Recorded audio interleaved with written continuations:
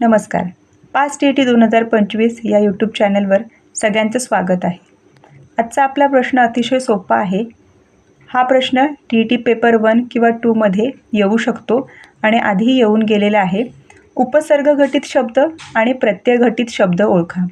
त्यातलं पहिलं बघा, उपसर्ग घटित शब्द म्हणजे काय? तर शब्दांच्या पूर्वी उपसर्ग लावून जे शब्द तयार होतात त्यांना उपसर्ग घटित शब्द म्हणतात. म्हणजे शब्द वाचलात का त्याच्या सुरुवातीला आ, वि, सं, प्र, परी, अप, उप हे जर उपसर्ग आले तर तो उपसर्ग घटित शब्द आहे.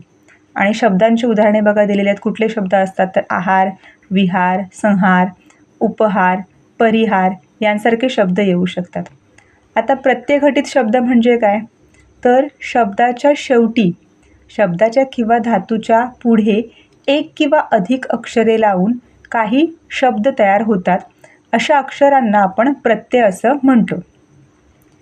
आता हे प्रत्यय कुठले कुठले आहेत तर न, क, ता, नि, य हे प्रत्यय लावून जे शब्द येतात त्यांना प्रत्यय घटित शब्द असे म्हणतात. आणि उदाहरणे दिलेली आहेत बघा. जनन, जनक, जन्य, जनता. शेवटी बघा न, क, न्य, ता हे प्रत्यय आलेले आहेत. तर या उपसर्ग घटित आणि प्रत्यय घटित शब्दांचा अभ्यास करा.